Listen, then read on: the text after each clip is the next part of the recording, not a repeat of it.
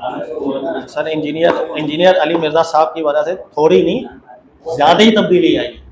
हाँ, हम भी इस दुनिया में ही रहते हैं और पागल हम नहीं हैं।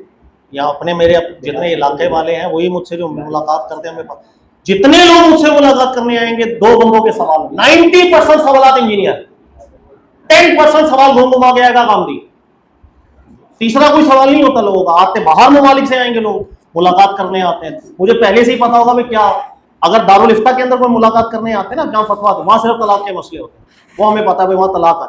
उसके अलावा जो मुझसे टाइम लेता है मेरे पास आएगा, 90% मेरे भी दिमाग में पहले से ही होता है भाई 90% इनकी यहाँ बात इंजीनियर की है या गांधी की।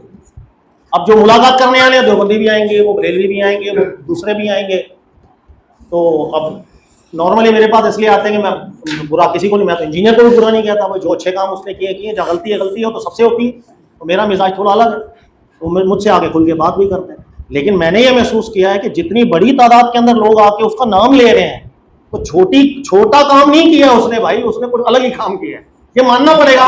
देखो हम नाम माने ना वो अलग बात, लेकिन जो हकीकत सामने दिखती है उसे इनकार नहीं करना चाहिए। ऐसे ही है सबकी गलतियां जिनको पकड़ने के लिए उनको बात थोड़ा जज्बाती है ये, वो अभी भी पहले आप उधर कुरान हदीस में क्या लिखा है, पहले वो हमने इंजीनियर साहब से किया, फिर मैंने आपसे सुना कि भाई अब उसमें क्या क्या गलती है, तो वो स्टेप बाय स्टेप हम आगे बढ़ते हैं। वो भी अच्छी बात है। देखो मैं इसलिए नॉर्मली कहता हूँ कि एक शख्स मुझे मिला, आप यकीन करें कि वो इसी तरह जज्बाती था कि नहीं यार हमने तो बरेलवियत में टाइम ज़ाया किया। मैंने कहा बेटा तू बरेलवियत में था, तेरा दीनी ज़हन बना, दीनी ज़हन था तो तुझे रास्ता मिला और आगे तू गया। अगर तू उस बरेलवी में नहीं होता, तेरा दीनी ज़हन नहीं होता, तो पता नहीं कहाँ पड़ा होता दुनियादारी के अंदर, तेरे को हक की राह कैसे मिलती। अल्लाह ताला ने हर चीज़ में प्लस भी होता है माइनस भी होता है, अच्छी चीज़ें भी है बुरी चीज़ें भी है। अगर आप हमारे पाकिस्तान जैसे माहौल के अंदर आप बड़े हो और बोले मैं किसी फिरके से बड़ा नहीं, वो झूठ बोल रहे हो। आप किसी ना किसी मस्जिद में जाते होंगे नमाज पढ़ने, वो किसी फिरके की होगी, उसी से ताल्लुक रख के आगे आप आए होंगे। जब दीनी ज़हन बना तो आपको कोई ना कोई रास्ता मिला था और आप आगे चले गए, ऐसा ही होता है। मैं नॉर्मली कहता हूँ मेरे सामने बंदा बैठा पक्का बोलेगी कट्टा, मैं इसको या ताने देना शुरू कर दूं, कब्र परस्त निकल इधर से, ये मेरा तो यार मैं अपने आप को सोचूं क्या मैं शुरू से ही मौखिक पैदा हुआ मां की पेट से? मैं भी रस्मों रिवाज में रहा हूँ, बहुत अरसा रहा हूँ, आस्ता आस्ता राह मिलती चली गई, चलती चलती चलो भाई जहां तक है वहां है। तो मैं इमेजिन करूंगा ये मैं इस दौर के अंदर हूं, मैं भी था, मुझे कैसे अल्लाह ने राह दिखाई, कोशिश करूंगा अल्लाह इसे भी राह दिखाए। ये दो अलग चीजें हो जाती है ना। लेकिन हमारे यहाँ प्रॉब्लम है, वो प्रॉब्लम लोग जीने नहीं देते। तो इसके अंदर मैं अपनी भी बात को कंफर्म नहीं कह सकता कि हमेशा मुस्तकबिल में पाकिस्तान में जब तक रहूं तो मेरा रवैया आप ऐसे ही देखते हो बड़े नरम, और यार खैर है माफ करो, हो सकता है मेरा भी दिमाग खराब हो जाए। देखिए कई लोग जो है ना वो फिर जब पीछे पड़ते हैं तो इतना बुरा पीछे पड़ते हैं, वो मेरा एक क्लिप निकाल के वो इमाम बुखारी को इसने खिसका हुआ कह दिया, वो दोबारा चल गया नुमान, पता चला है। मैं अक्सर बोलता हूँ अल्लाह के बंदो क्लिप पूरा तो लगाओ यार, बात कॉन्टेक्स्ट में क्या चलेगी, पूरी देखिए, क्लिप को छोड़, वो मेरा क्लिप पूरा देखा हुआ है तुमने। वो पूरा क्लिप ये है इमाम बुखारी वाला, वो हमारा कोर्स हो रहा था गुलशन के अंदर बुखारी के ऊपर ही। अच्छा उसके अंदर हमारा जैसे सेशन है ना, वो हदीस है जिसके मतन में कलाम ये गुजर गया। उसके बाद आखिर में मैं मिजाज समझा रहा हूँ कि इमाम बुखारी की अब जो 90% रिवायात जो सही है, सही सनद और मतन में, तो वो मैं समझा रहा हूँ। तो वो जिस वक्त आप लोगों को मैं समझाऊंगा ना, आप ये सब नफरत निकल जाएगी आपके दिल से, आप कहेंगे कि हाँ यार थोड़ी गलतियां हैं लेकिन जो काम किया बहुत बड़ा, तो आपका वो नफरत मोहब्बत में भी चेंज हो जाएगी। टेंशन नहीं ले आप, अभी नफरत आ रही आने दो, नफरत नहीं मीन वो। अच्छा अब वहां पर हुआ ये कि कुछ आपने देखा होगा अहले तशय्यो ऐसे हैं, वो बहुत एतराज़ करते हैं इमाम बुखारी और किताब बुखारी के ऊपर। तो हमारे एक स्टूडेंट थे कि वो हमें अहले तशय्यो के कुछ एतराज़ात लेकर आए थे जो इमाम बुखारी पर कर रहे थे। अच्छा पहले मैंने वो पढ़ा, अहले तशय्यो के एतराज़ात पढ़ा, उसके अंदर ये लफ्ज़ आया था कि भाई ये बंदा सलीमुल अकल भी नहीं था, बल्कि खिसका हुआ था। फिर उसने कुछ रिवायतें ला के एतराज़ किया, भाई जैसे वो रिवायत है ना हज़रत अनस वाली, वो बयान करते हैं कि अल्लाह के नबी अलैहिस्सलाम मुख्तलिफ अज़वाज की 7-8 अज़वाज की तरफ गए हैं, और हर इस एतराज़ पे उन्होंने खिसका हुआ है बंदा। तो मैं क्या कर रहा हूँ कि अब कुछ चीज़ें समझा रहा हूँ, समझाते समझाते मैं उसी के रद्द के ऊपर वो डायलॉग बार बार बोल रहा हूँ। मैं कहा कई लोग कहते हैं खिसका हुआ है, मैं कहा उन चीज़ों को निकाल के वो मेहनत तो देखो जहाँ पर उसने काम किया हुआ है। तो वो ये कॉन्टेक्स्ट चल रहा है, वह मैं नहीं बोल रहा हूँ। ये जो जितना क्लिप काटा है ना उसके अंदर भी देखिएगा कि मैं इशारा कहीं और कर रहा हूँ, यानी कुछ लोग कहते हैं यार ये तो बिल्कुल खिसका हुआ, तो मैं किसी को कोट कर रहा हूँ यार, लेकिन वो पूरा बयान निकाल के देख, क्या नपा पूरा जुमला बीच में से निकाला है और निकाल कर ये खिला, तो मुझे अच्छा लगा। कम से कम मुझे ये तो अच्छा लगा यार, कारीगरी आती है पाकिस्तानियों में। टेंशन नहीं। कुरान में एतराज करते हैं, सूरह तौबा में जो बात करते हैं वो भी पूरा आयत करके करते हैं। हाँ वही, हम बोलते हैं पूरा कॉन्टेक्स्ट देखो, कॉन्टेक्स्ट नहीं देखते, तो ये तंग करते हैं ना, इस वजह से कई दफा गुस्सा भी आता है। कोई बात नहीं, पाकिस्तानी है, टेंशन। पाकिस्तानी तो झूठ बोल दे, रिश्वत ले ले, कोई ये नॉर्मल है, उससे ज्यादा की बात कर भाई। अच्छा, इसी तरह बुखारी की हदीस है, बहुत प्यारी बेटा, हवाला इसका रेफरेंस 5529, ये भी मैं इससे रिलेट ही बता रहा हूँ अभी, जो मैंने उम्मुल मोमिनीन आयशा सिद्दीका वाली बयान की, और बहुत प्यारी हदीस है। अल्फाज सुन लीजिएगा, अल्फाज ये है कि हज़रत अब्दुल्लाह इब्न अब्बास खड़े हुए हैं, इनके सामने बात आई गधा हराम है, कुछ लोग कह रहे हैं गधा हलाल है, और खैबर में अल्लाह के नबी अलैहि सलाम ने मना फरमाया, कुछ लोग कह रहे हैं नहीं हलाल हराम हलाल हराम।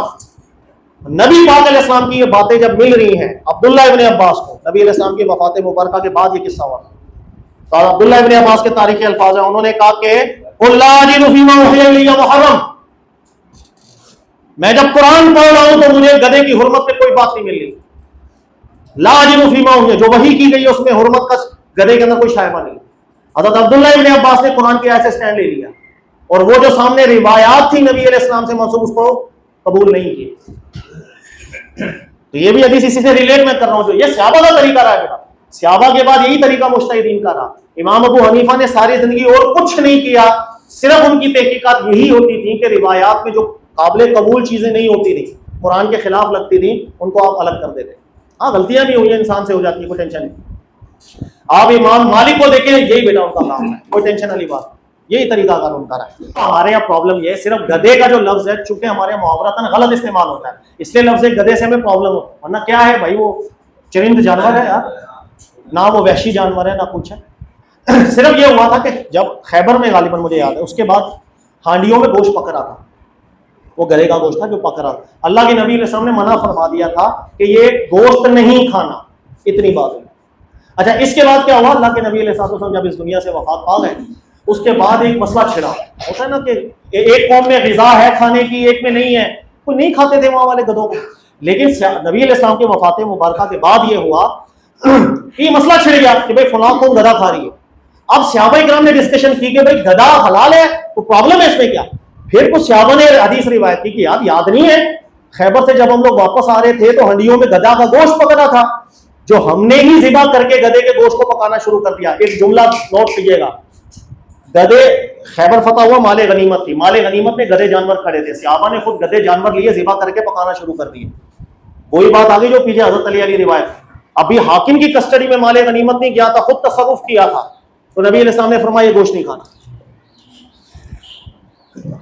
ये गधे का गोश्त नहीं खाना। इसके बाद सहाबा किराम ने यार ये नबी अलैहि सलाम ने उन गधों के बारे में कहा था या ये फरमाया था कि गधा ही नहीं खाना। ये असल में सहाबा किराम पे सोच विचार में लग गए। सहाबा किराम बाज ये समझते थे, ओ भाई मैं तो नहीं खाऊंगा आइंदा, मुझे नबी अलैहि सलाम की बात है, में गधा नहीं खाना, बस गधा नहीं खाना, खलास। और कई दीगर सहाबा ऐसे थे जो समझाते थे, अल्लाह के बंदो हमने माले गनीमत में जल्दबाजी कर दी थी, अभी माले गनीमत जमा नहीं हुआ, नबी अलैहि सलाम की कस्टडी में नहीं गया था, हमने गधे पकड़े, भूख लगी थी, ज़िबा करके पकाना शुरू कर दिए। तो अल्लाह के नबी अलैहि सलाम ने इसलिए फरमाया था कि माले गनीमत में खयानत हो जाएगी, ये नहीं खाना, तो वो गधे नहीं खाना, गधा नहीं खाना, ये बात नहीं थी। तो सहाबा किराम ने बाद में ये थोड़ी सी मिसअंडरस्टैंडिंग थी, ठीक है, समझने में। अच्छा सुन लीजिएगा, ये बात अब्दुल्लाह इब्न अब्बास तक जब आई थी, तो अब्दुल्लाह इब्न अब्बास ने जब सुना कि यार गधा नहीं, उन्होंने कुरान किया,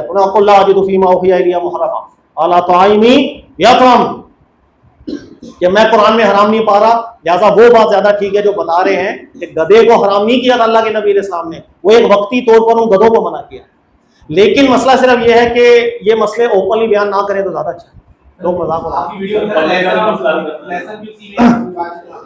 हाँ ये वीडियो थी, ये असल में उस वक्त थी, वो क्या नाम है उस स्पीकर का, लंबे बाल वाले, साहिल अदीम साहब ने कहीं बयान करते हुए कह दिया था कि इमाम अबू हनीफा मतलब कई उलमा के नज़दीक गधा हलाल है, इस तरह कुछ करना, तो इसके ऊपर भी बड़ा बवाल बन गया, गधा हलाल कह दिया, गधा। तो हमारे यहाँ जज्बाती लोग भी है ना, तो उस पर फिर हमने एक दफ़ा लेक्चर इस तरह दिया था वहाँ गुलशन में, तो वो समझा रहे थे हम कि भाई ये तरह एक दलील दोनों तरफ है, परेशान मत हो, अगर किसी ने कोई बात की है उसको जो दलील में मजबूत लगी है तसल्ली से सुन लो यार, टेंशन क्या है।